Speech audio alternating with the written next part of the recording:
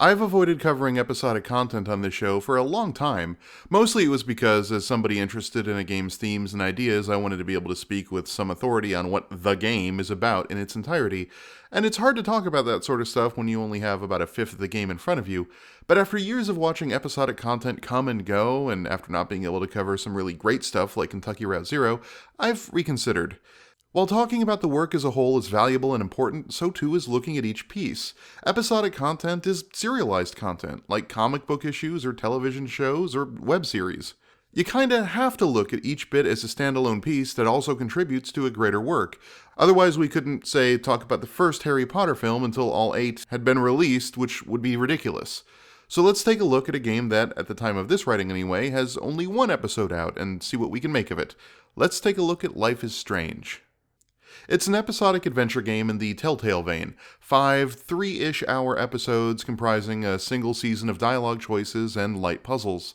But it sort of turns the Telltale Walking Dead formula on its head a bit. The Walking Dead, arguably Telltale's biggest and certainly most influential title so far, was all about making decisions that at least felt immediately impactful and expressive, where your choices were made under pressure and had a sort of permanent gravitas about them. Who do you save? And Clementine will remember that, and all that. Do you think things will ever get back to how they were? Yeah, I'm not sure when. One day. But the mechanical conceit of Life is Strange is time travel, an ability to rewind time Prince of Persia style. And since you can rewind time, you can correct mistakes, change your decisions, and give different responses to dialogue prompts. Life is Strange inverts what Walking Dead has done. Instead of decisions that feel immediate and weighty, it's more about exploring the possibility space of interactions. You can poke and prod with mean choices, or nice choices, or passive choices, or aggressive choices, and then decide you didn't like how they played out, rewind time, and choose something else. And this impermanence works for the game in a lot of ways. First, it means that every decision you make is an intentional one. There may still be unforeseen consequences down the road, but you can look at the immediate aftermath of any decision and pick the one you feel most comfortable with. It's also a handy tool for giving characters depth. You can see how your classmates respond to different stimuli given the same situation, and they feel more fleshed out as a result. But more than that, the non-committal nature of your choices resonates with our protagonist, Max. She's decidedly still figuring out who she is, and regardless of what decisions you make, she'll second-guess herself. It's up to you as the player to decide which path she feels comfortable with committing to. I felt like an everyday hero helping Kate, but now Officer David Dickhead is after me. Maybe I should rewind and mind my own business? So it's a clever mechanic for exploring pretty much all the characters in the game. That's not to say the idea is perfectly implemented. Some cutscenes and dialogue segments ask you to make choices without being able to rewind, which cuts down on your ability to really probe the people you're talking to. There are a lot of really weak false choices, especially early on in the game. For example, when Max's teacher, Mr. Jefferson, calls on her to answer a question she doesn't know the answer to, your choices are, I don't know, and I forgot. You're asking me? Let me think. You either know this or not, Max. I did know, but I kind of forgot. You either know this or not, Max. And not only is that an obvious non-choice that gets the same response either way, but it's also not really a great role-playing choice either. It just kind of feels like they didn't want to have too much conversation happening without you having to push some sort of button because video game, and the experience is weaker for it. On the whole, the Order of Operations adventure-style puzzles that use the time travel work more consistently but are less interesting, where the dialogue time travel stuff is really engaging when it's being applied to heavy choices and exploring the characters you're interacting with rather than just redoing the same questions over after getting the right answer. The Daguerrean process, invented by a French painter named Louis Daguerre around 1830. Somebody has been reading as well as posing. Nice work, Max. But the design faults are forgivable as the mechanics really aren't core to the experience. It's the characters that are the focal point of the game. And on that count, Life is Strange is really strong. At first glance, it sort of looks like a collection of your standard high school archetypes. The punky rebel, the geeky science nerd, the preppy rich kid, the goth, the social misfit who doesn't really belong anywhere.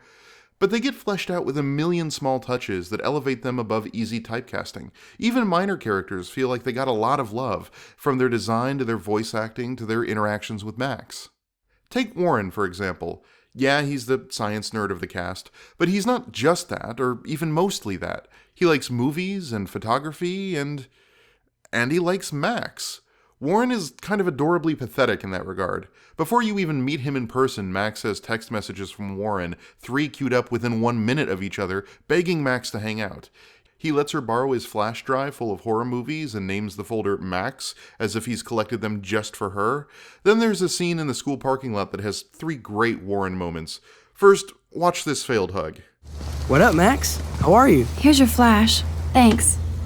Ew, that's awkward. And then there's this exchange. You have hip taste and a quick mind. Thanks for noticing, Max. The right girl will too. And finally, when our villain comes to cause trouble, Warren gets the crap beat out of him to help Max get away, and then sends her photos of his bruised face to show off how much he helped her. And all those little touches with Warren resonated because, well, I was Warren once upon a time. The tactless friend who doesn't know how to pick up a sign. This game was shoving all my youthful failed pleas for affection back at me, and it was every bit as uncomfortable as it should have been. From the attempts to share media that don't go so well to the failed hug, it made me squirm. And that's a good thing. It felt true. So does Max's relationship with Chloe, for that matter. By the way, I like the bait and switch they did with Warren. Right before Max confides in him about her newfound powers, Chloe bursts back into her life, and from that moment on, the game is the Max and Chloe show. The two complement each other really well. They're both a bit lost in life, but where Max withdraws into herself, Chloe lashes out. I love the way the game uses Chloe's parents' house as a means of backfilling exposition about their relationship and how Chloe went from a happy kid to the delinquent she's become.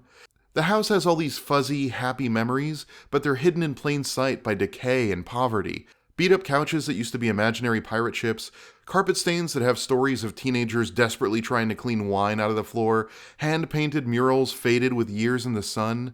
You get a real sense of how warm and happy this house used to be, and just how far from that we are now. William used to grill awesome burgers for us. I wonder if he was the last one to use this. Even though Chloe is only in the back third of this first episode, she feels fully fleshed out by having a level dedicated to exploring who she is. It's tight, compact storytelling through a bit of narration and environmental cues, and it totally works. This day couldn't get any stranger. Yo, turn it off! Turn it off! How many times have I told you to stop blasting that punk shit? Dude, the music's not even on! In contrast, the one disappointment with the characters, in this first episode anyway, is that the antagonists are painfully one-dimensional. Nathan Prescott is a rich jerk who is accountable to no one to a degree that makes no sense. He brings a gun to school and beats the crap out of Warren and has a reputation for that kind of behavior, but he never seems to get in trouble, and he never shows any reason for acting that way. Don't be scared. You own this school. If I wanted, I could blow it up. You're the boss. Meanwhile, Chloe's stepdad is basically a caricature of Chris Cooper in American Beauty, who himself was something of a cartoon villain version of a military dad. So we're talking about a caricature of a cartoon, and the result is just hilariously over-the-top evil. I'm sick of your disrespect. Tell me the truth. That's an order. What the? Chloe's stepdad actually installed cameras in the rooms? For reals? This guy has serious trust issues. You haven't seen rage, you little... Fuck you, pig!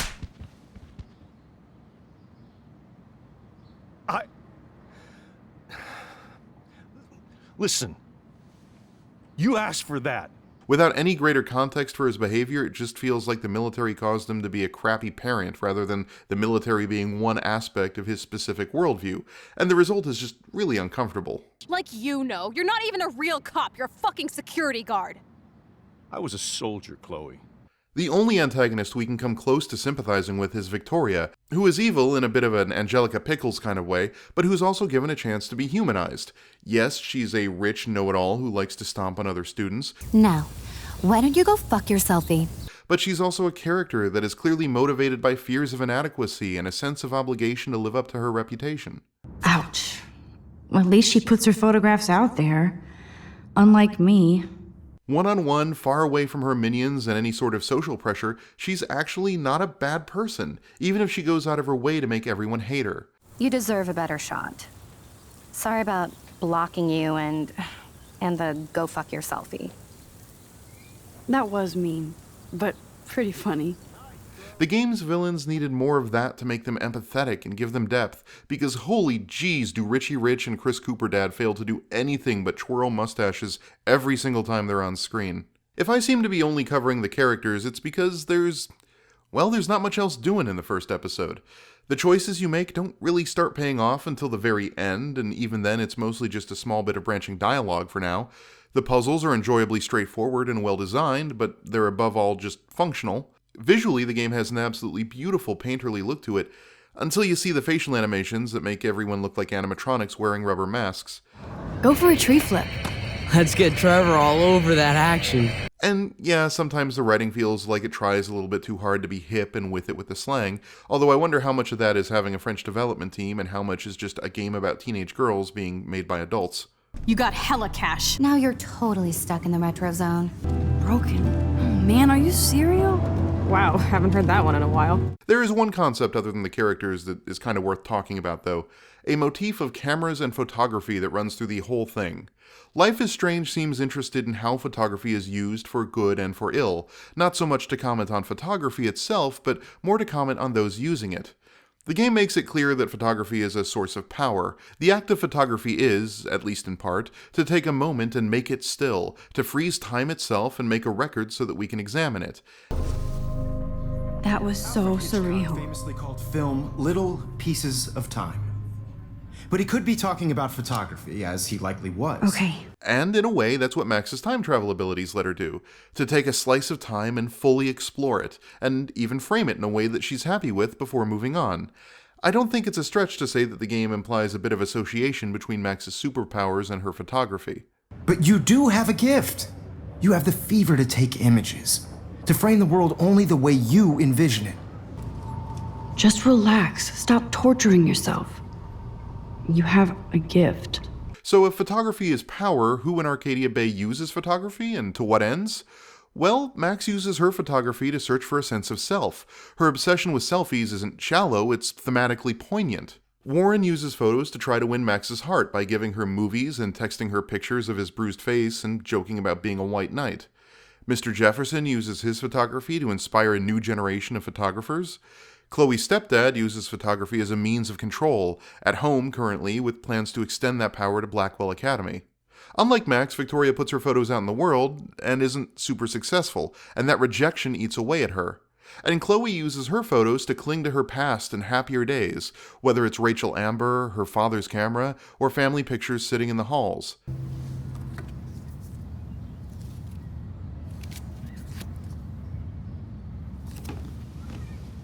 Hey, give me that. Sorry, I wasn't trying to be nosy. Obviously, she was a good friend. It's putting it mildly. And Rachel Amber herself exists primarily as a collection of missing persons photos and Chloe's snapshot. Where Chloe clings to memory, Rachel Amber is a memory preserved through film. Just about all of the main players can be defined not just by their relationship to Max, but their relationship to cameras, photography, and films. I'll be interested in seeing how this theme develops across the next few episodes, or indeed if they develop it at all. That wasn't a pun, by the way. Never mind. And that's sort of the blessing and the curse with this episodic stuff. I see ideas that matter here, but who knows how those things will look at the end of this season. Like, remember when Lost was all about reason versus faith, when the hatch was, a thing? And how by the end of the show, that whole faith versus religion debate was sort of a moot point given, well, pretty much the entire final season? It's difficult to predict where a serial franchise will go as it develops, and it's hard to pick out what the game is trying to do without being able to see the whole picture. Again, no pun intended. I don't know if the episode really stands on its own, but it sets the stage for an adventure with characters they've already sold me on. It's clear that a lot of love went into the game, and I'm curious to see where they'll take it. And who knows, maybe when it's done we can come back and do an episode on how the themes of photography and capturing time matured along with the game.